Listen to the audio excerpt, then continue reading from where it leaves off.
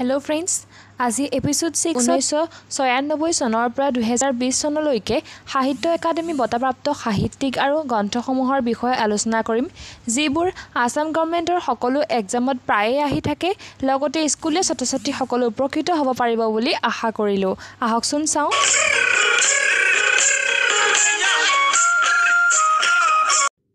সাহিত্য academy award winner literary and books of Assam. সাহিত্য academy বঁটা বিজয়ী অসমৰ সাহিত্যিক আৰু গ্ৰন্থসমূহ। 1996 অভিযাত্ৰী নিৰুপমা বৰগোহাঁই। 1996 চনত অভিযাত্ৰী শীৰ্ষক গ্ৰন্থখনৰ বাবে নিৰুপমা বৰগোহাঁইয়ে সাহিত্য একাডেমী বঁটা লাভ কৰে। 1997 আন্ধাৰত নিজৰ মুখ নগেন শইকীয়া।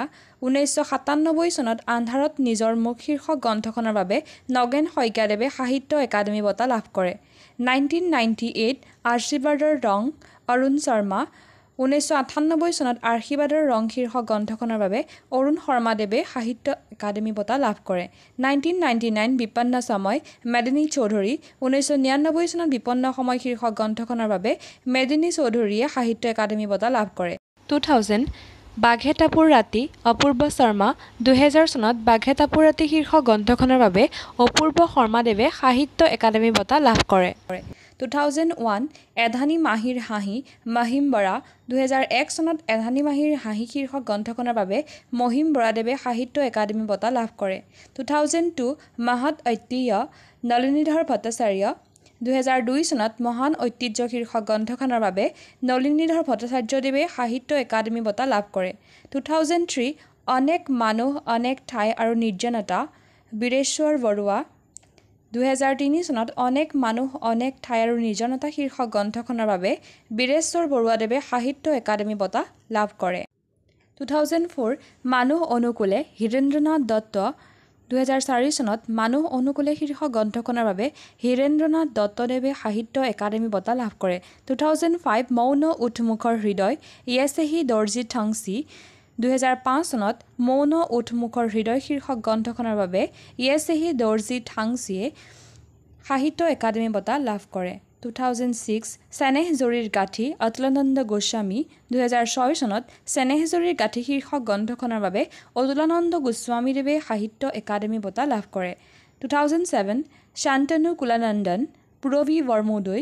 2007 চনত শান্তনু কুলানন্দন শীৰ্ষক গ্ৰন্থখনৰ বাবে পূৰবী বৰমুদৈ সাহিত্য একাডেমী বঁটা লাভ কৰে।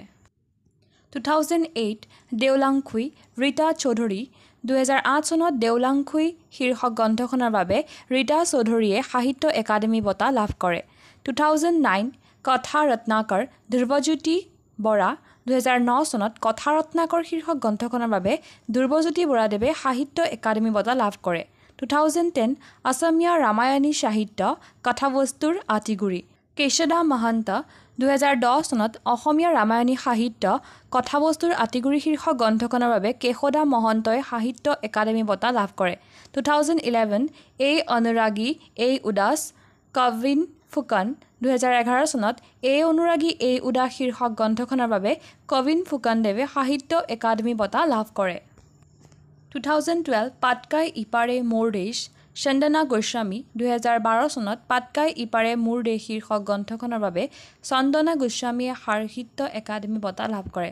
2013 ঢুলিয়ৰী ভৰিৰ সাঁচ ৰবীন্দ্ৰ চৰকাৰ।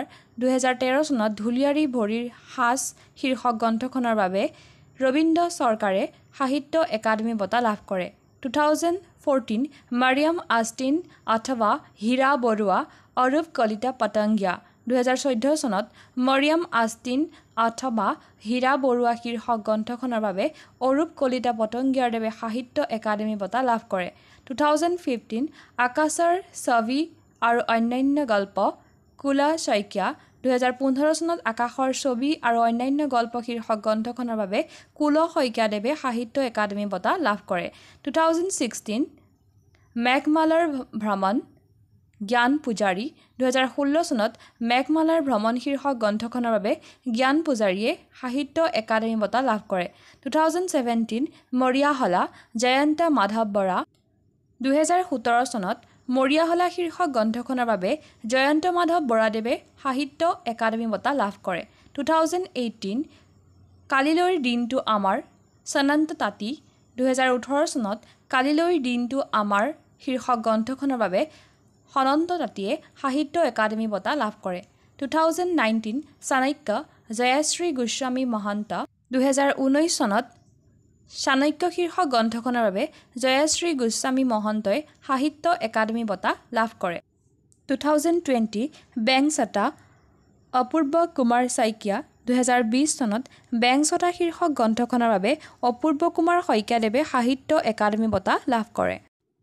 আজিলৈ সামৰিছোঁ। ভিডিঅ'টো সম্পূৰ্ণকৈ চোৱাৰ বাবে বহুত ধন্যবাদ। নেক্সট এপিছডত অসমৰ আৰু কিছুমান জিকে লৈ আহি আছোঁ। ভিডিঅ'টো যদি চাই ভাল লাগিছে প্লিজ লাইক শ্বেয়াৰ আৰু কমেণ্ট কৰিব।